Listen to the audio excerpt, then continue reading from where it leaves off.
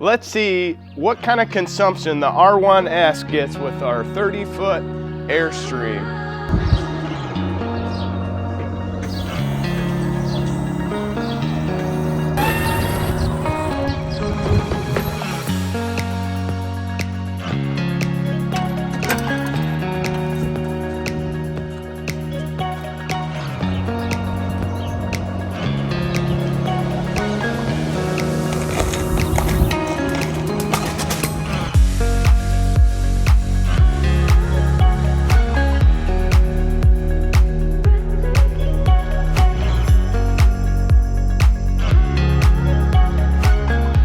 I'm Steve from the All Electric family, and today on this test what we're going to do is we're going to take the R1S in the 30-foot Airstream and we're going to take it for about a 30-mile round trip.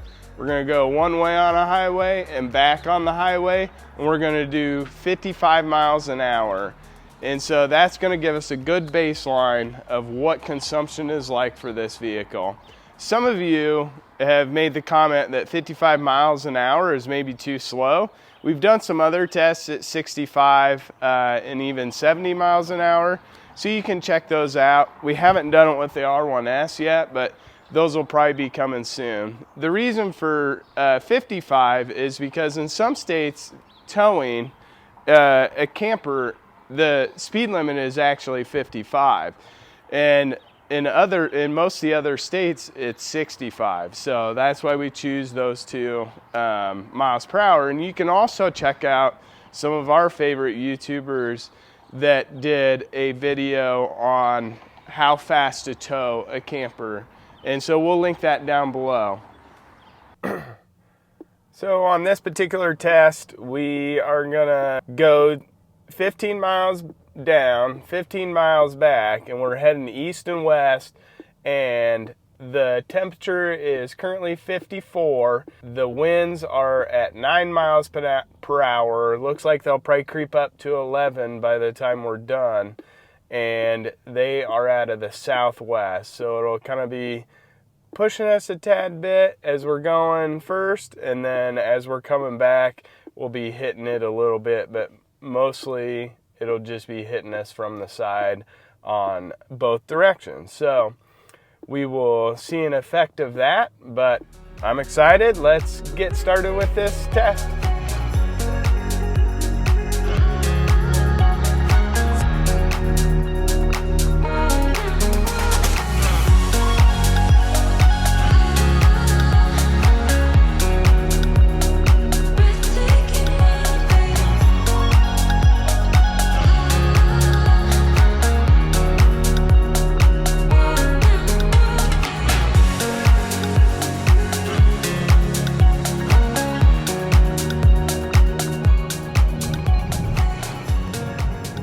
Alright, so we're coming up to our turnaround point. We've been going a little over 15 miles, and we're at 1.3 miles per kilowatt hour, which is pretty good. On this same exact test, with R1T, we got 1.18, but it's also just obviously different conditions. I don't specifically remember what they were, but you also will probably see a little bit of a drop as we go back the other way.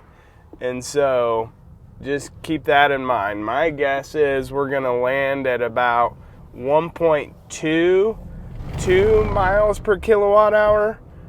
And yeah, that's my guess. So I got up to speed here, doing 55 again. Yeah, after getting back up to speed, we're at 1.29 miles per kilowatt hour. Yeah, I think we had a little bit of a wind pushing us since it was out of the southwest. Now we're headed back. Now we're headed west. We were headed east, and so we will be having a little bit of resistance from that wind. And I'm assuming it'll shoot back down, but maybe it won't. I don't know. So let's talk stability with towing with the R1S. It is really good. I would say it's not as good as the R1T. The R1T, you literally cannot feel it back there. every once in a while in some pretty high winds, but this thing, you can feel it back there a little bit. I'm sure that has to do with the shorter wheelbase, but it's pretty good. Like I would say it can handle it and handle it pretty well. So I wouldn't be afraid to tow with this thing out to Colorado or on a longer trip, and maybe we'll end up doing that with this. All right, so we ended with 1.13 miles per kilowatt hour. It dropped faster than I thought coming back. I predicted 1.22, so 1.13. At 1.13 and 125 kilowatt hour usable battery pack in this R1S, we would be able to get 141 miles. Now, with R1T, when I calculated, it's 128 kilowatt hour battery pack usable. That's not being conservative at all. That's going down to the last electron in the battery. So I always based upon 125 kilowatt hours. That's what some other testers have found out, and that's, you know, a good calculation to use when figuring it out. So that's where I'm basing that off of. It's hard to get these real world tests exactly right, but this, if we compare it to the R1T, it is less efficient. And the test that we did with the R1T had the less efficient tires on it. This has a little bit more efficient tires.